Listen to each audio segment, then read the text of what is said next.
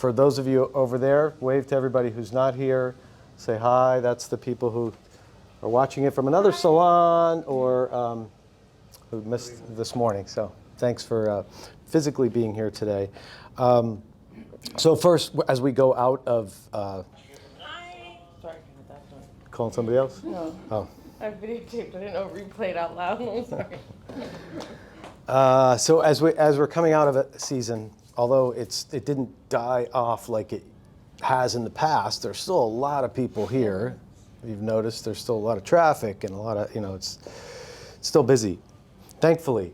And to have the kind of season we had, because it was an extraordinary season, especially here, you guys worked your asses off, worked very, very hard.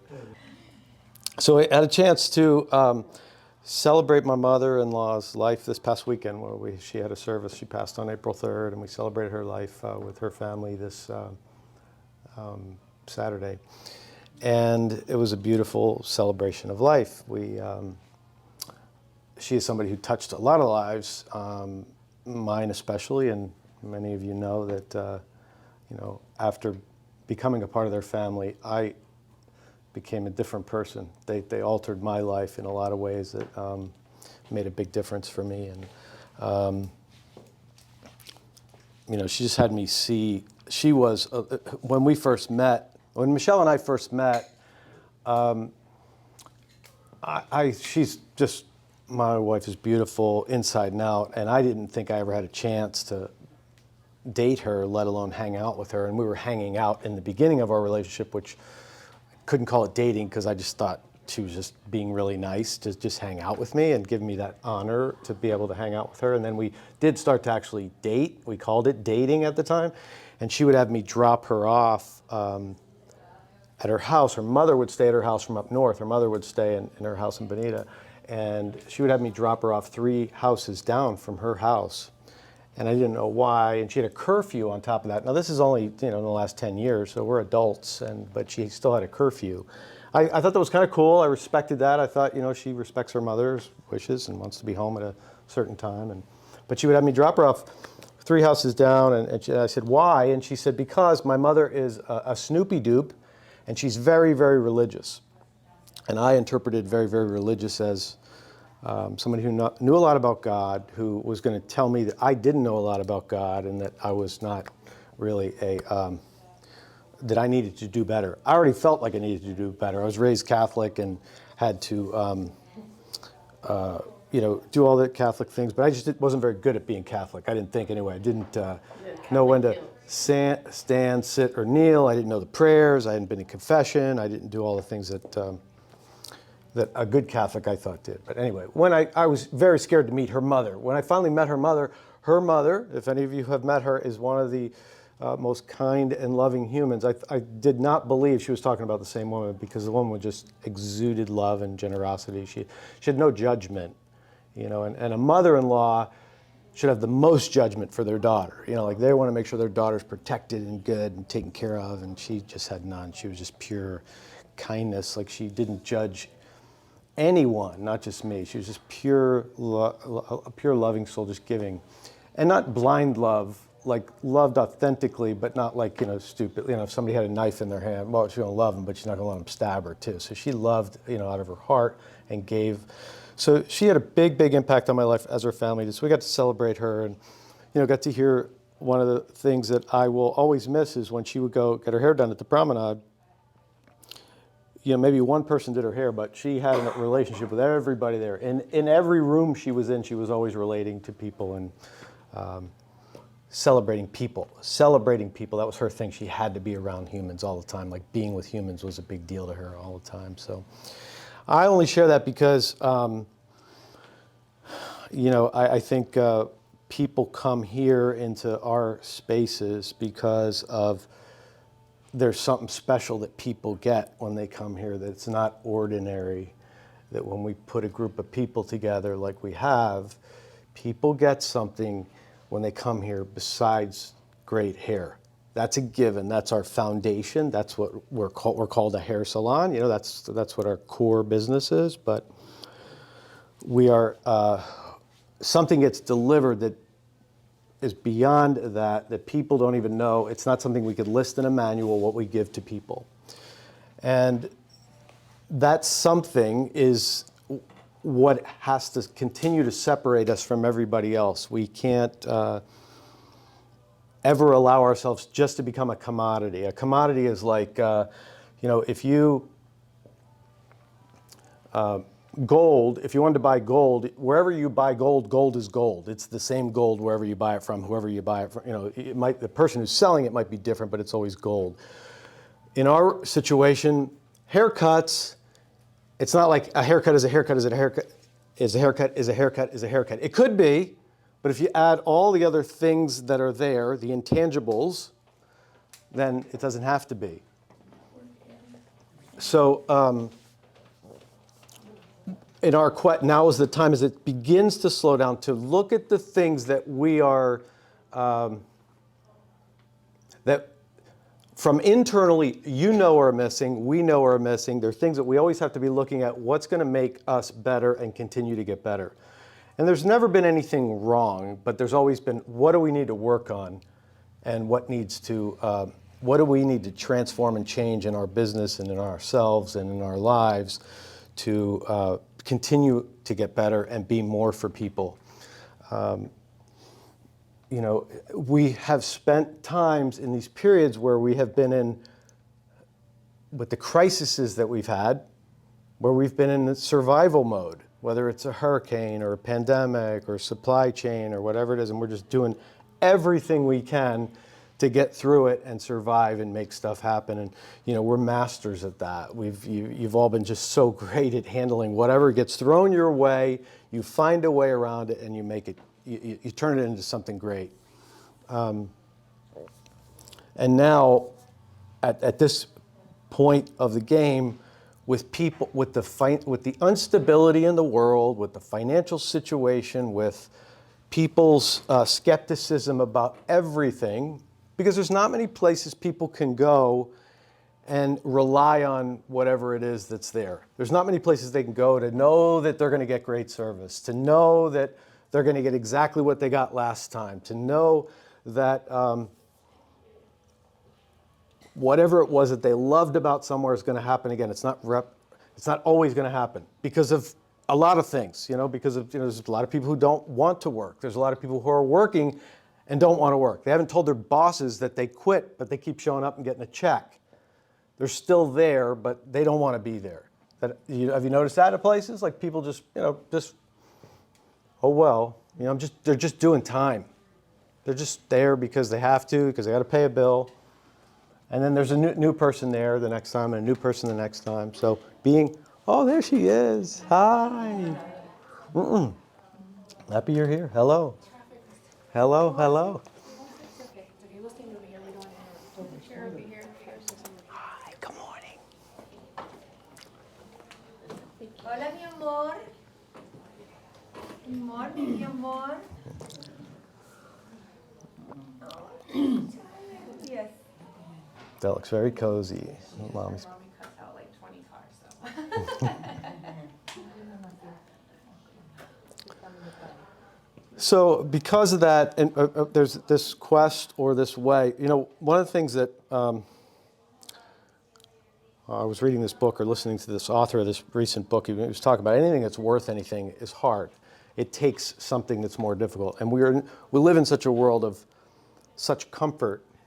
There's comforts everywhere. I mean, we go from our house, which is 74 degrees, to our car, which is 74 degrees, to work, which is 74 degrees, to Grubhub and Uber Eats, and there's so many conveniences. Everything is available. Convenience. There's ease. There's comfort everywhere. So, and naturally, we're creatures of that. However, when we become uncomfortable, is often where the good things happen. But we don't naturally go to be uncomfortable. For example, if there are a flight of stairs and an elevator, while most people will say in their head, oh, I know I should take the stairs, I could use the extra steps today, 98% of people will think that, but always take the elevator. There's 2% of people who say, well, I'm going to take the stairs. I'm going to take this. It's going to be a little bit more work, but I'm going to take the stairs. Depends on which way I'm going. What's that? Depends on which way I'm going. If it's up, I'll take the elevator. If it's down, sliding down the pole. Yeah, or there's Virginia, who will find the other way down or outside or rope down the outside of the And building, right right? by the leg, Right. So in talking about that comfort thing, that whole thing about getting uncomfortable, so now as it slows down, we have to evaluate ourselves, and from you and from others, I've heard talk of, yeah, hey, we've settled in this area, or hey, we're not as crisp as we were in this area, or it doesn't look like we care as much in this area, we're not paying attention to this area. And it could be any number of things, because you've all noticed whatever that might be. And now is this call to say, okay, maybe you're one of the ones who's always, taking the stairs. You're always doing the route that's doing a little bit more, a little bit extra, but that's not it alone, because there's the other side of that, and that is allowing people around you. See, the thing is we can never ever do is allow ourselves to get the bare minimum job done. And the bare minimum job is to give a great haircut or to give a great color. That's got to be a given. That's got to be the foundation of it. That's great. But everybody else does that. That happens in every other salon. It might not be the best or the greatest, but in the world of hair, they got what they went there to get. Not that extra stuff. And our focus has to be, well, what we cannot ever tolerate just letting it be just that. And by tolerate, I mean, everybody, we have a culture of very generous, kind, loving, giving souls. And we're giving people, it's our business, it's what we're built on and built around. So sometimes in those moments where there's that, if there's somebody else in our culture, on our team, working next to us, near us, that's not to the standards that we know, we're not doing them any favors to let that go. And by letting that go, it could be, somebody who's consistently late and causing a disruption with a guest, because they're always, you're always having to cover for them. That's just a small example, but there's many others too, where people cut corners, and there are things that maybe we've accepted as a company and a culture that probably need to be looked at. And I don't know what those are, but I'm inviting everybody to start looking at, well, where is it and what do we need to do? And I'm not talking about reinventing the wheel, because ultimately it all goes back to some really simple basics. It's really just the foundation of what we were built on, and that's just those 6 steps. I mean, if you took those 6 steps and those 20 things that are written on these little cards here and said, okay, well, let's make sure that those things happen every single day with every single guest. Well, why? Why?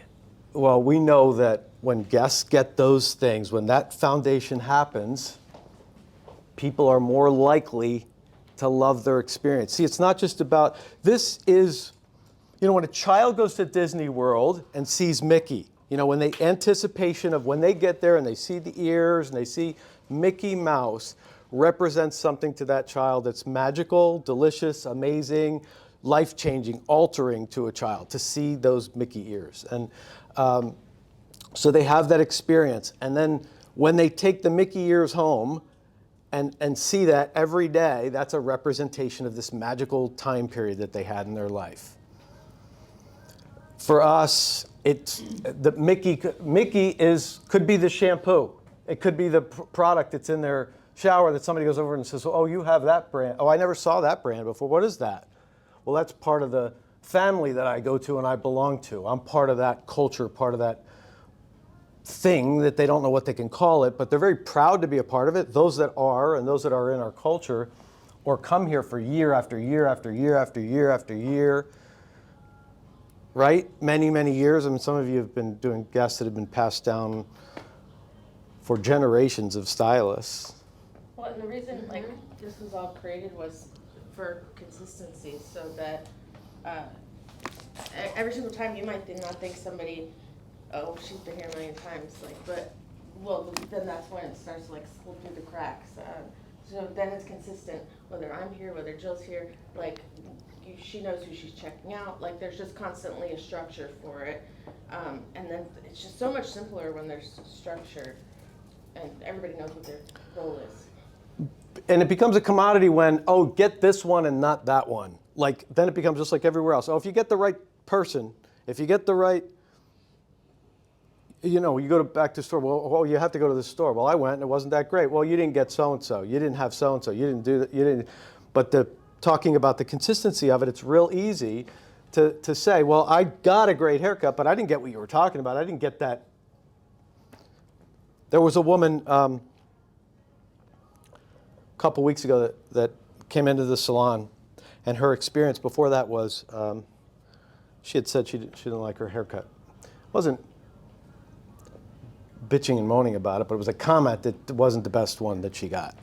So the decision was made to gift her the next one. Not that it had to be, because the woman wasn't upset like that, but it was just in the moment, let's just gift this one. And, on that particular visit, at the shampoo bowl, she got just some extra love at the shampoo bowl. And maybe it was the same love, but to her it was extra love. It was whatever she needed in that day. And then she found out that the visit was gifted, and she was like, I didn't want, that wasn't why I complained. I didn't want to gift it. I didn't say that. And she left and called back later to say, whatever, I don't know what you guys were thinking or where it came from, but whatever happened to me the other day, I needed that so much, because in my life, I'm going through so much right now, and in my life, I have been thinking about taking my own life. I've been thinking about not being here anymore. And we have those thoughts, you know, sometimes those thoughts are around, but she was genuine about, she was going through so many struggles, but it never looked like it on the outside. To have that kind of impact, and she said at the shampoo bowl, like the tender, loving care and the extra time that was spent with her on those massage moments there, and the care and concern that she genuinely felt here gave her hope, gave her some little thing of love that she needed. So we never know. And people don't come here for that. They come here as a thing on their checklist to do. They come here as, you know, like, you got to go to the dentist. I got to get my hair, you know, like that, until they experience here. So when they experience here and they can get that, what happened, wow, that was amazing, but I don't know what it was, but it was the fact that people were loving on me, concerned about me, caring about me in a way that I haven't felt. Do you know what I'm talking about? That you hear it from people. So this is not to indict and say that doesn't exist. This is a call to say what we're looking at is, okay, I'll look at just the 6 steps of service and say, okay, well, say we did just 3 of them really great, and say the Promenade did another 3 that were really great, and Bayfront did 2 that were really great. So we have different experiences going on at all 3. So there's not consistency when that's occurring. There's not that same thing, because it can all go back to the 6 steps of service and say, okay, well, yeah, it's uncomfortable sometimes because I don't want to have those conversations with them. I don't want to talk to them about today because they have other things going on in their life, and I have other things going on in my life, so I don't really want to I don't have the time to talk to them about this. I don't have the time to take them up to the front desk and set them up for their next time. I don't have that because too much is going on, or we're not set up right, or I don't have the right partner, and I don't have whatever it is. So whatever it is that you need to make that happen is what we need to have happen. So that happens consistently with people. And this is what it boils down to, because there's not a lot more than that.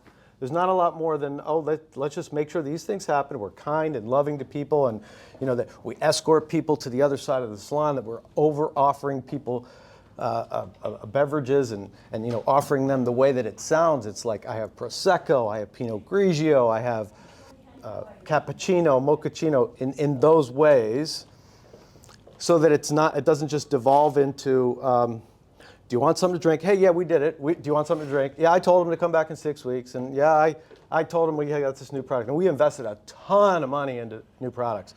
I mean more than ever in the history. So product-wise, we are built to rule. I mean, we have a lot. We have more on the way.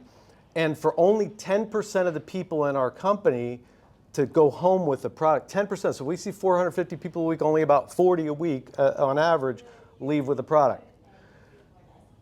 There's 90% of the people, so there's 410 people, everybody shampoos their hair at home. Well, and just something I've realized too is it doesn't always have to be like some salesy, like I get awkward too. I'm like, oh, I don't want to ask that guy, sound like I'm selling something. But how often do we sit on our phone and listen to people tell us, oh my gosh, I use this shampoo, but you know, and you're sold like that, you know, just so.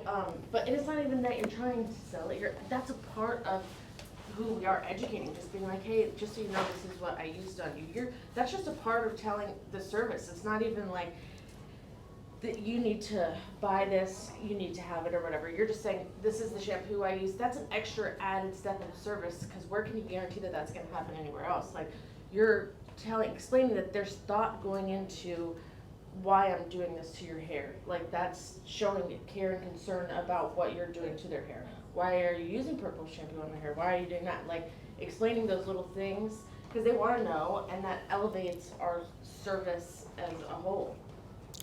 Yeah, it's kind of like when you go to a restaurant and they'll tell you the special, and you already know what you're going to get. You like have this thing picked out, but then there's, well, let me tell you about the special. Let me tell you about this snapper that we have. It's not just any, it's a line caught snapper that they just took in on the boat this morning. It's the freshest snapper.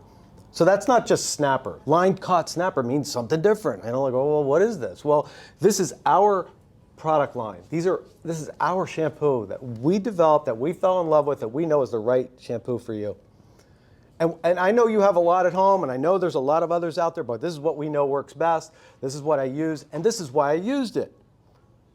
Not, do you want to buy this? Because that's not where we're at yet. We're just sharing part of our family and our. So when they take that home, they take a piece of you home. So every day they shampoo their hair or they put spray in their hair, that thought is in their mind. There's you, there's you, there's you. Or somebody goes to their house and sees, what is this? Well, that's this place I go to, and they're proud of it. Just like they're proud of their haircut, they're proud of their look. They're spending $300, $400, $500 in here and not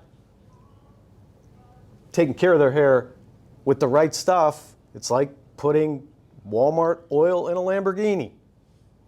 So it's part of the process. Just like no different than somebody who finishes a service and wanders to the front desk because they haven't been escorted there to know, when do I come back? Why do I come back? What do I need done? What did I have done?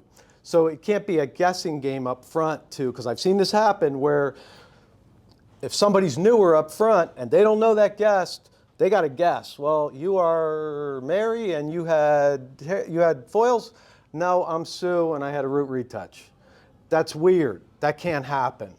So no matter who we have up front, part of the 6 steps is escorting that person. Let me introduce you to Jill, whoever we have here. Let me introduce, because she worked at our other location. She's here now. And if that, because right now, obviously, that's not realistic for every single guest at this location right now. Like that just doesn't always happen that way as much as we would love for to. Sometimes it doesn't. So like right now, until we figure out another way to make that happen with every single person, then having the associates at least walk them up so that you can point to the book and say, this is who this person is, and have it written down when their next appointment needs to be and what it needs to be for. So then Jill knows. Because how many times Jill does her best. She's like a Susie. Whoever we have there, whoever, whether it's Jill or anybody else, yes. She knows, and then that takes out that guessing, one extra step for her, and then that person feels like, hey, at least their service was completed. And here's the other piece of that too. So not only that, so when that doesn't happen, the thing to do then from whoever is up front, we want to train people, whoever that is, to go back and find out, to not guess. To go back and find out, so that people start going, well, maybe I should do it because they're on me about this. I have to, I should get up there, at least communicate to them what's happening, so that this person knows when to come back. Because it's real easy, whether we like it or not, the numbers do matter. It's not like, oh, well, they all seemed real happy, but how we measure how happy they are is by statistics. It's how you know when to put gas in your car. You have to measure it. How far did I drive? Where's the needle at? I got to put more in. We'll know that on the other end, on the retention side, are these things happening?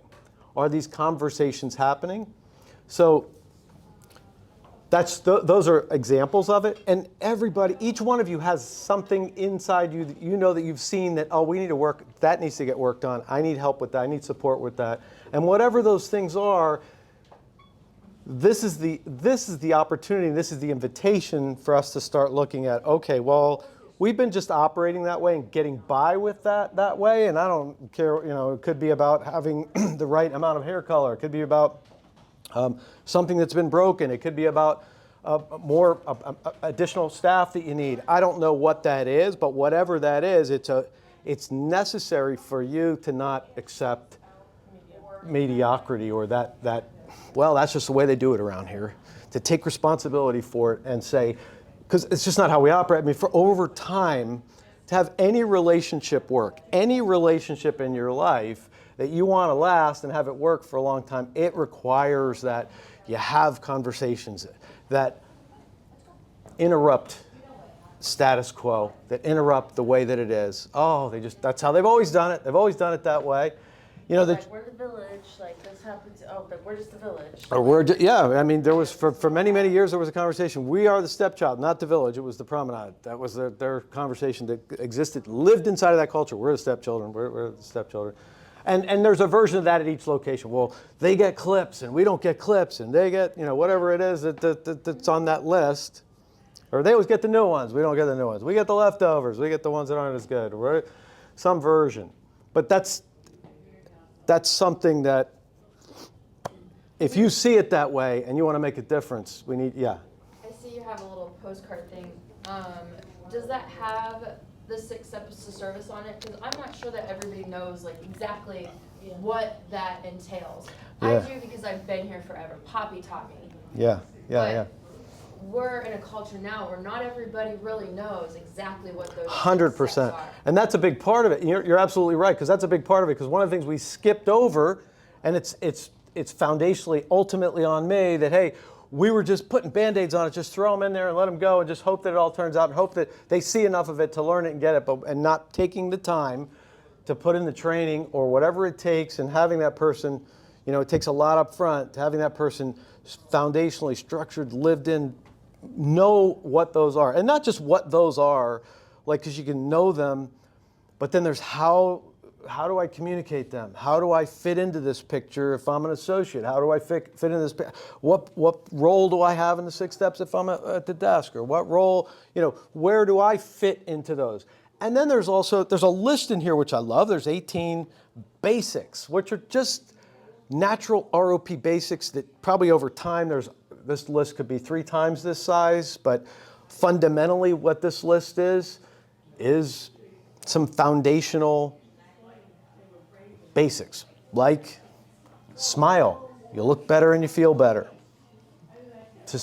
That's a simple one, but some people don't always.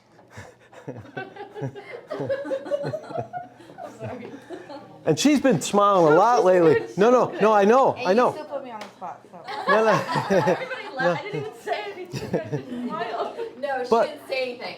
But oh my gosh, when Sarah smiles, it lights up the room. I mean, you have the most beautiful, beautiful smile. And sometimes when you don't, I'm thinking, are you mad at me? I don't.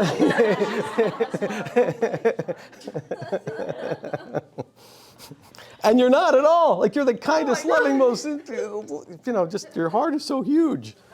She looked inside video when she smiled. That's true. That's true. Yeah. And that's like that's something that some people may not know. Like, well, hey, we want that. And for all people who come in, they don't know. Some people have never, ever had a job before that come to work for us. And they might be out of hair school and they've never worked before, and their parents coddled them a lot and really babied them, and they got a trophy for everything they did, and they went to Paul Mitchell, and Paul Mitchell made everybody feel so good. You're all great. Hair school. Free hugs. Yeah, it's free hug day, and you're so good in graduation. Cosmetology. Don't call it hair Tracy school. didn't like that either. Yeah. And they got taught how to pass a test.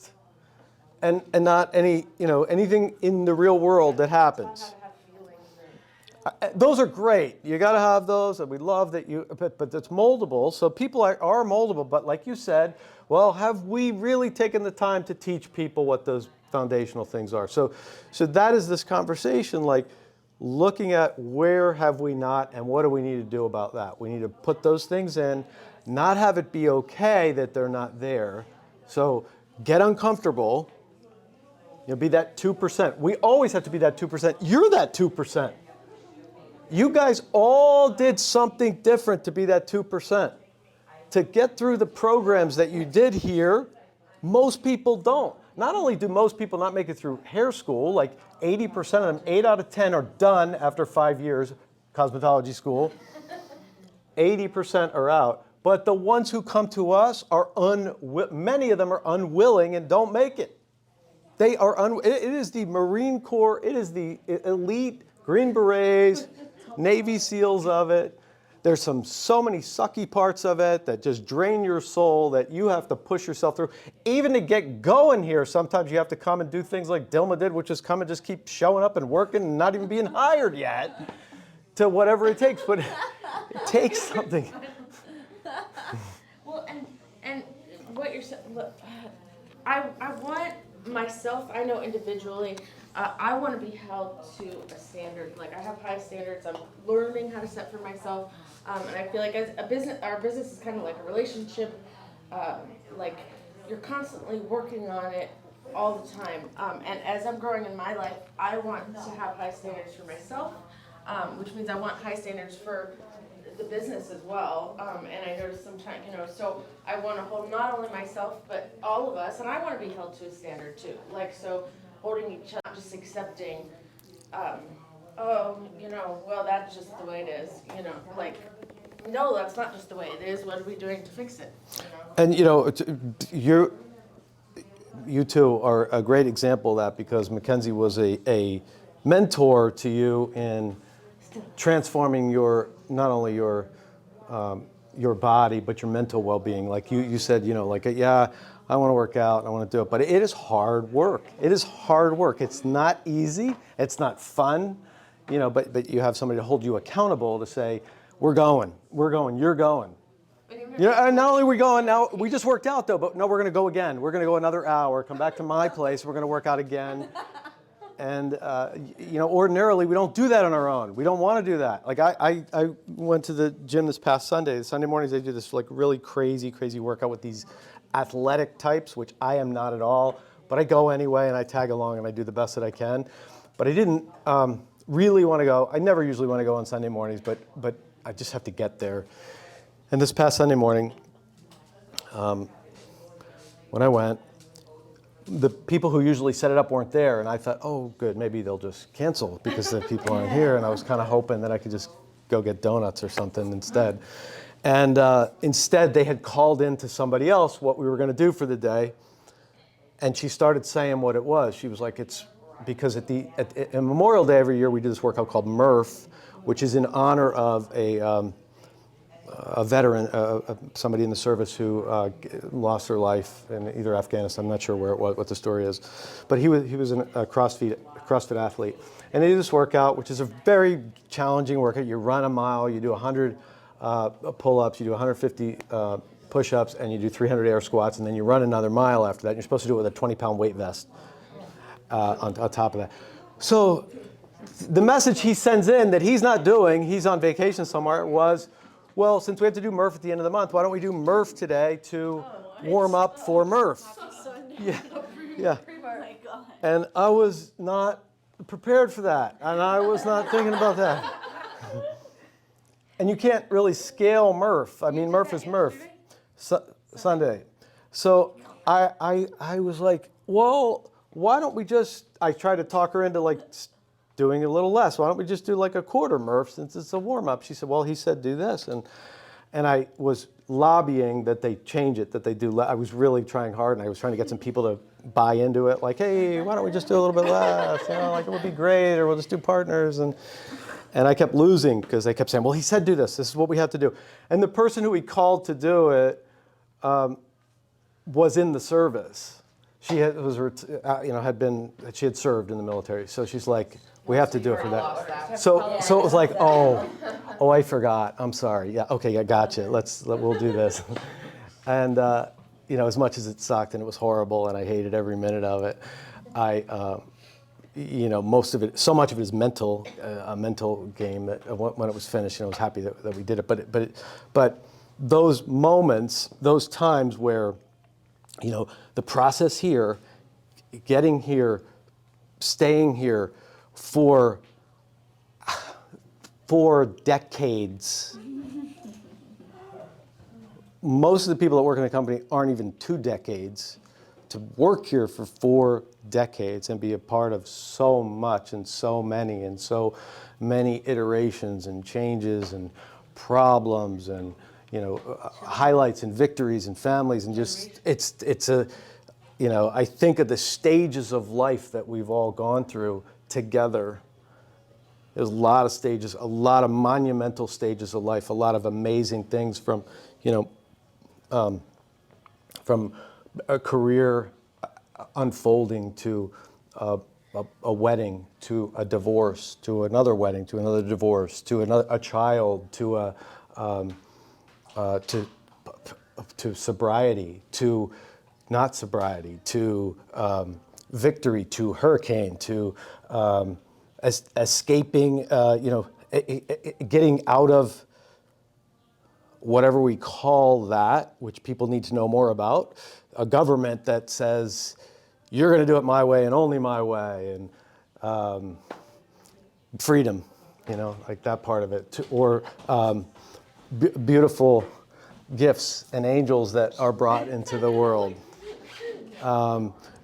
Weddings, disease, graduations, diseases, treatments. So many things. And Death. How many, stages of life do we all go through? Like, I think of where I was 2 years ago, and I'm like, oh God. But I never realized where I was 2 years ago. So we all go through different stages of life, and that's why, and I've watched different people go. I'm like, wow, she's going through a hard time. Well, people go through a hard time, and then you come out, that's a part of being who we are, supporting each other's growth and being there for them whenever they figure it out, or whatever needs to happen to hold them to that standard so that we can get to the next point, or just being there for a human being. Yeah, and that goes both ways to serving, and we're in the business of serving, but serving each other just as well as serving the person who's coming through the door. Because we could be great at just serving that person who comes in here and not serving our colleague, or not serving each other, or not being there for each other. And being there for each other could mean many, many, many different things. And I think you're all exceptional at that.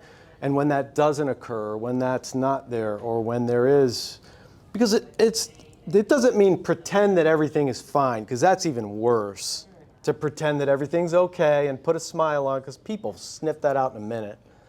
They know when it's bullshit, when it's not genuine, you're not being who you know yourself to be, when you're not okay with being real and there's something going on. So for each other. So there's a lot of, so going back to what you said, and I think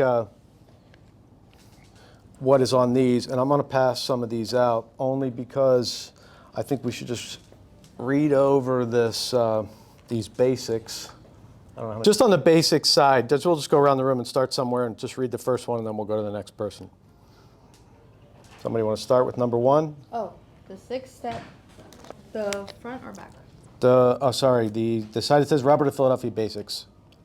The 6-step format shall be practiced by all employees. Address guests by their surname, Mr., Mrs., Ms., whenever possible. Yeah, and people will let you know otherwise if they don't want to be that way, but that's a sign of respect. But people don't know that. People don't know that. They're, kids who come and work here, they don't know that. Helene. Yeah. Yeah, she'll let you know.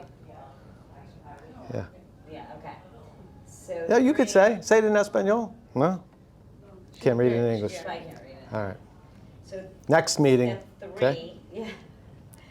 Introduce yourself by announcing your name and position. Yeah, and that's really, really important for, here's why that's so important, because if somebody, we may assume that they know the routine, but if you walk up and say, hi, come with me, I'm going to get you ready for so-and-so, they're thinking, well, you're not Edgar.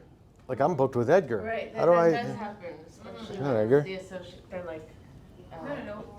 By talking, yeah. Yeah, You're not Yeah. Dilma? You said Yeah. Dilma? Right. No, Dilma. Yeah.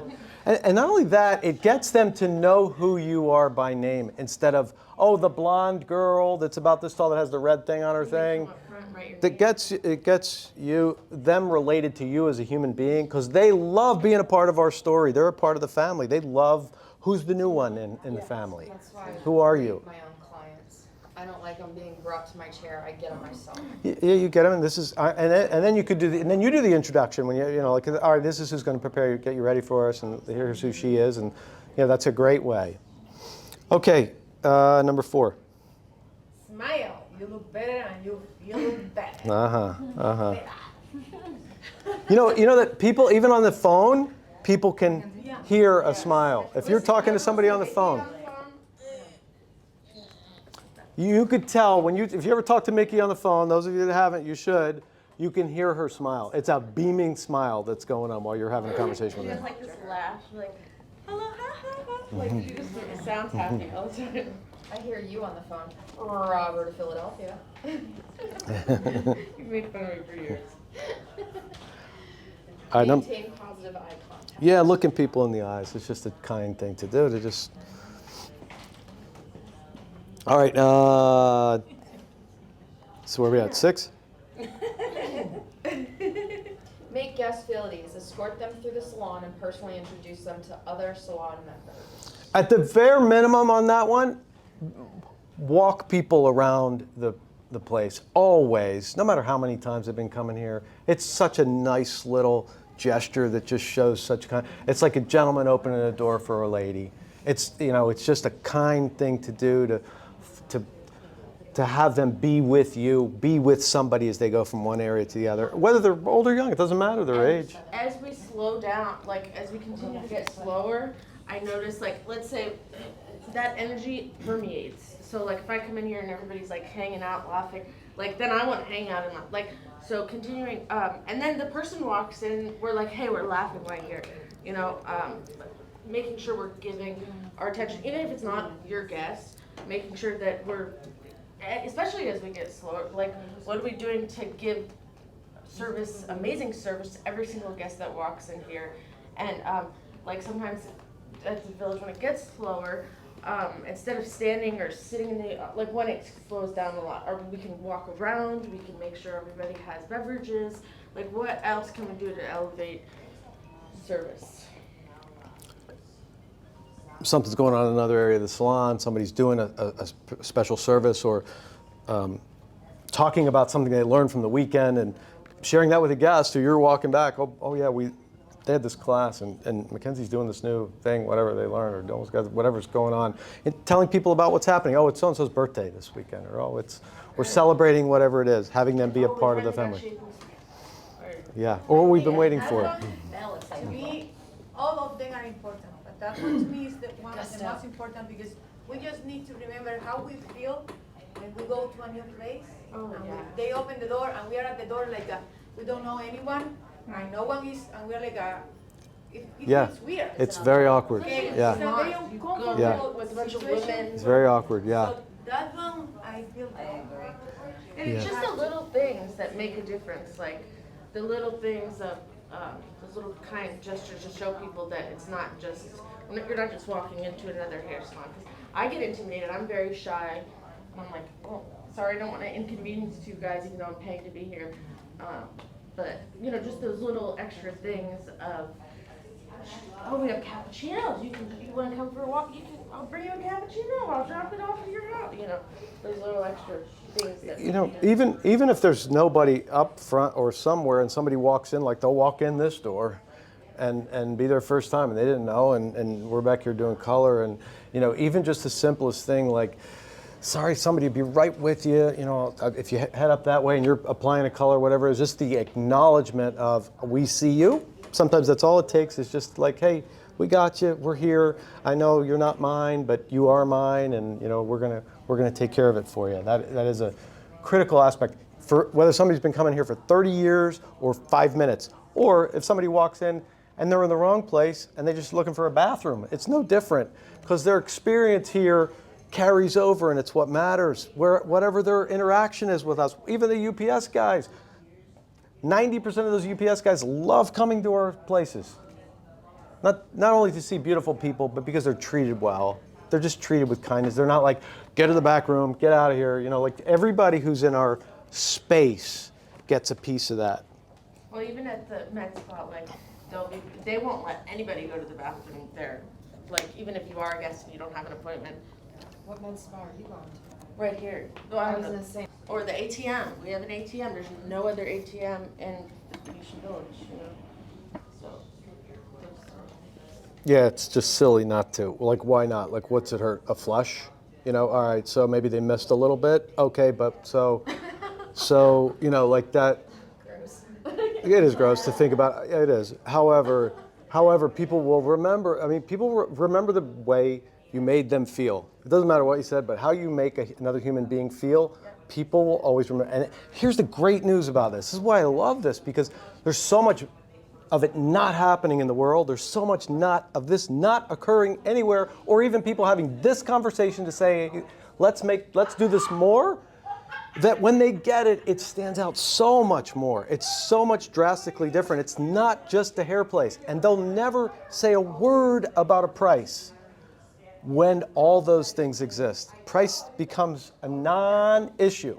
They will pay and find a way to pay for that special thing that is outside of the box, that is not ordinary, that is always not able to be replicated because it comes from the soul. It's you know, you could take these here times 100, because you take what's in your soul and your way of delivering it, whatever your way of delivering it is, and that makes it even more special, because it wasn't canned. It wasn't something that, yeah, well, I told him when to come back.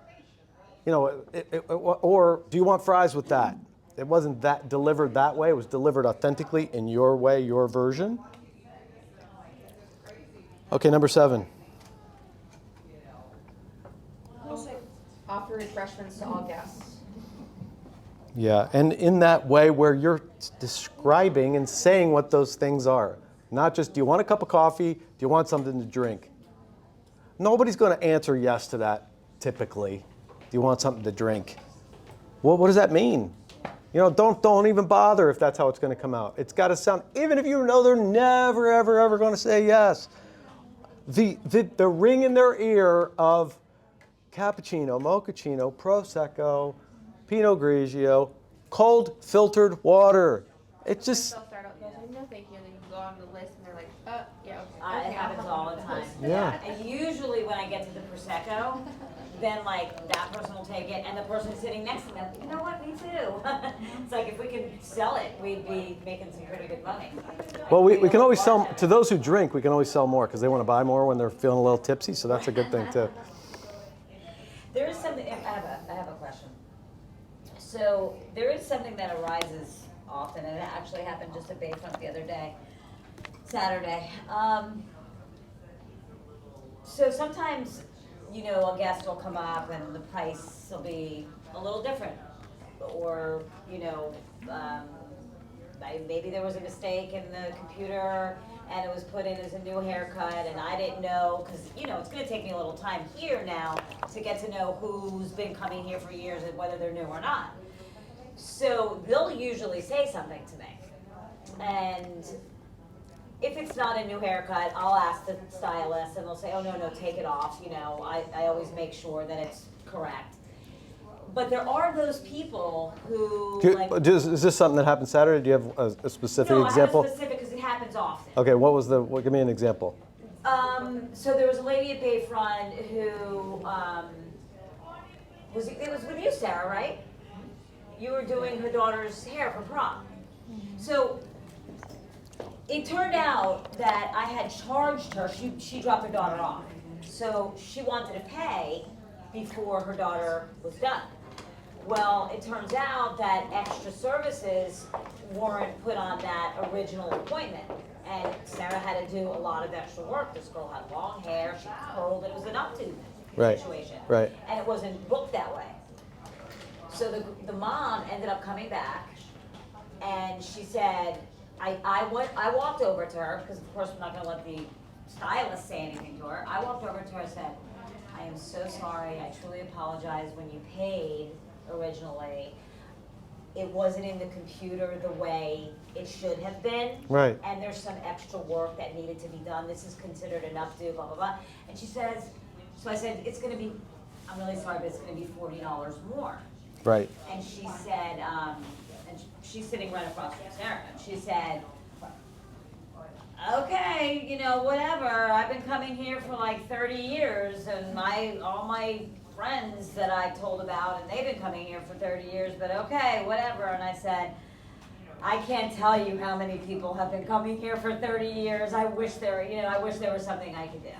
Like, I didn't know really, and then Sarah did jump in and say, you know, this is a lot of extra work, or whatever Sarah might have said, you know, help the situation out. Yeah.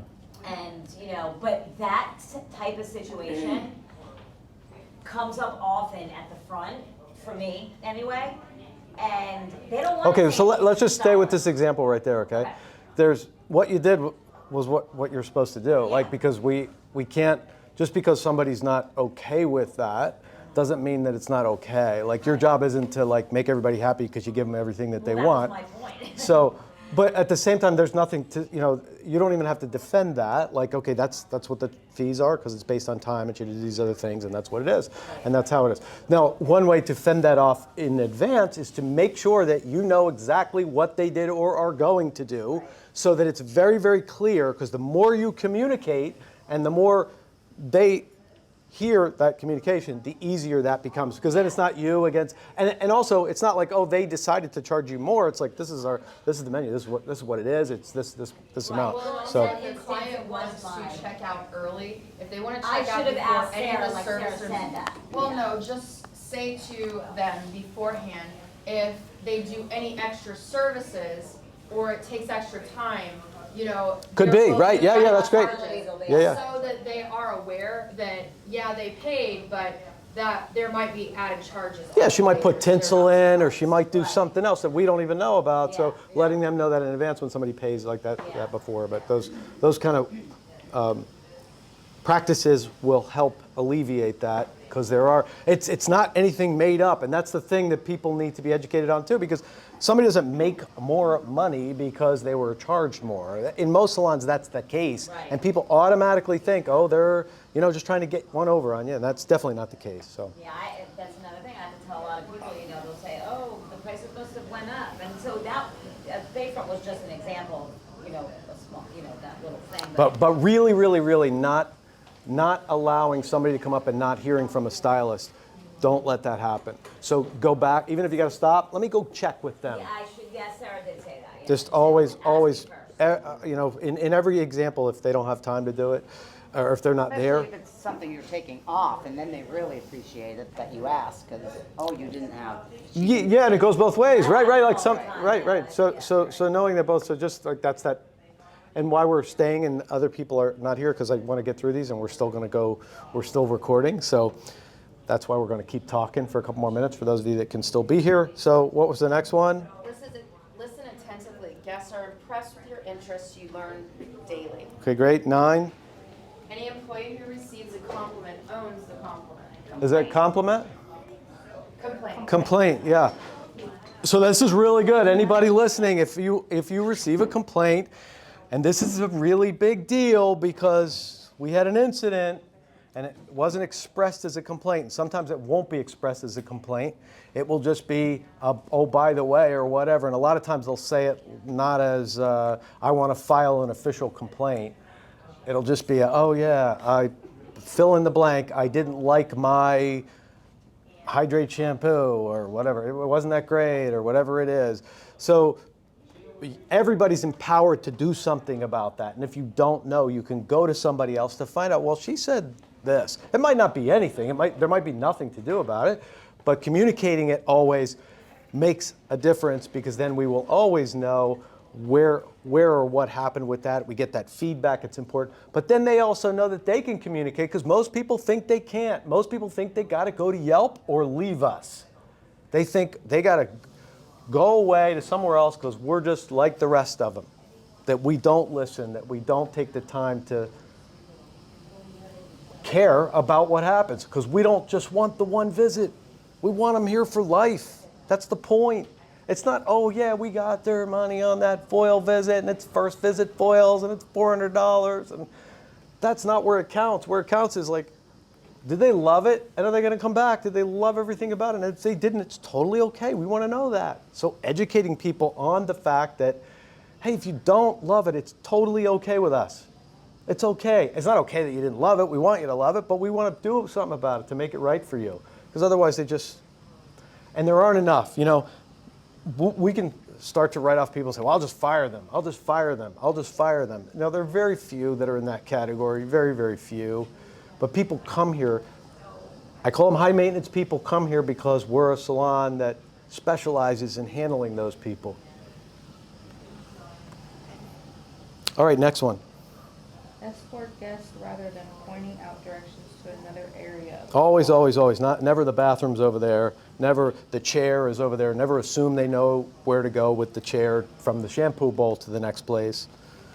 Next. Be knowledgeable of all salon/company information, prices, hours, locations. That's a given. 12.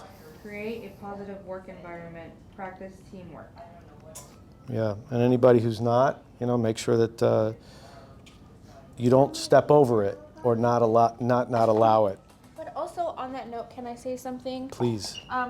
We all go through things in life, so we have to have grace for each other, you know, in like our everyday life. Sometimes I show up at 100% and Sarah shows up at 50 because she's got shit going on. So, you know, we kind of help each other out in that way, you know, or say, hey, Sarah, you know, I see something's going on, you know, do you need extra help or do you need a minute? Or, you know, just kind of, you have to have grace a little bit in that category with each other. Exactly, and that's what teamwork means. It doesn't mean everybody's all at 150. You can't be. That's just not, that's not how life works. Life doesn't work that way in any partnership. You know, somebody's always going through something and dealing with something. So having the situational awareness to know who is and who isn't. Now, the one who's always in that state or always got trauma, whatever it is, that's different. You know, because once crazy gets in, crazy's hard to get out. We all know that too. Same with clients. We have attitudes. All of us are guilty of it, but we don't know what their problem is either. Yeah. We never know. Yeah. And after that just happened to me. I was like, oh, I felt like shit because I was like judging or being a certain way, and I'm like, Yeah. that wasn't nice. Yeah. No, it happens to all of us. You know, we don't know. We don't have a clue. We don't know what's there, and some people are really good at masking it, or they're not. And then we think it's just the way they are, and then you know you find out whatever you find out. You say, wow, they just needed that grace. That's a great Look word at the for that. hurricane. People that didn't say anything until weeks into the, you know, they come week, and it's like there was a couple I didn't know they had any. They're like, yeah, we lost everything. Yeah. Came in with a Weren't smile. getting a penny. Right. I'm like, wait, what? Yeah. But they never would say anything. Right. Yeah. You just don't know. Or that woman who came in, who got the haircut, and had in her mind that Yeah. you know my life may not need to be here, and then experiencing that kind of love that alters her thoughts. Okay, next. Uncompromising levels of cleanliness are the responsibility of every employee. Yeah, and that's a given, and that's at every level, and that's, you know, and I don't see it as much as it used to be, but it used to be once people graduated to a certain level of stylist or whatever it was, they put themselves on a different tier or classification. That doesn't occur now. I don't see that happening now. I see there being a level of teamwork. Now you may see otherwise, but for the most part, I think everybody's really involved and everybody cares so much that they're not going to step over the obvious and, oh, it's not just all going to fall on one person or another person or whatever it is. Who we have now, Monica, Gina, they don't give anybody a chance to do anything because they do it all. Yeah, right. Yeah. Like we come in and it's like Yeah, I watched the everything's done. dance this morning at 8 o'clock. I watched them do they weren't missing a thing, you know, they were just all over I it. was telling Rob, Yeah. Tracy was in here Thursday night, and she was like, wow, it's so clean in here. And Yeah. normally she's the first person to say, well, this, that, besides Zoinks. Zoinks is the only other person that can see a speck of dirt. Yeah, true. Okay, number 14. Look your best every day. Yeah, we're in the beauty and fashion business, so you really can't take a day off with that and look like you're working in the warehouse. Everybody's got to look that part.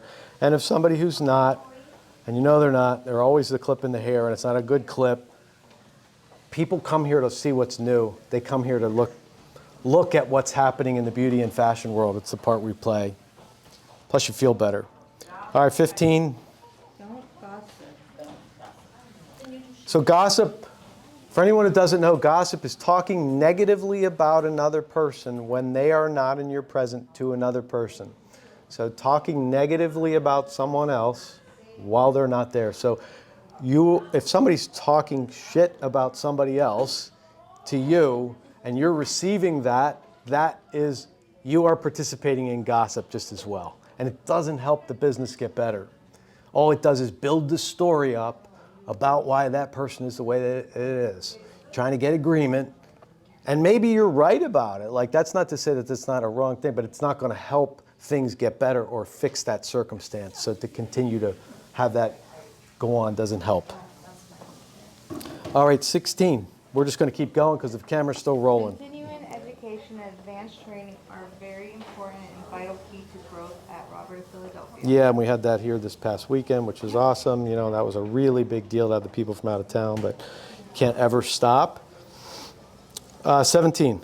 Always be honest to guests and coworkers. Treat others as you would like to be treated. Yeah, don't make stuff up. Don't pretend that you know something that you don't know ever. There's no point in that. Nobody gains anything from that. I'd rather you tell people, I don't know, but I will find out for you, than to just say, I think it's fill in the blank and you have no clue. Don't do that. Real with Dolly Parton, and she was like, I know a lot, and I know when I don't know it, and if I don't know it, I know how to find out. So. Yeah. I'll get 18 because I totally agree with this. Okay. I agree with all of it, but this is a good one. Be an ambassador of your salon in and outside of the workplace, as well as on social media. Always speak positively, no negative comments. Yeah. That's Yeah. definitely a given. Yeah. I agree. Yeah, and that does not mean negative feedback or negative comments internally are banned. I want to hear stuff that's not good, that's not working, so we can make it better. All right, so those are the basics. Everybody got them on there. You could see the room is empty, but that means anybody's not here, you're still getting it. All right, everybody, thanks for being here. Thank you, too. Thanks for being an ambassador. I love that part.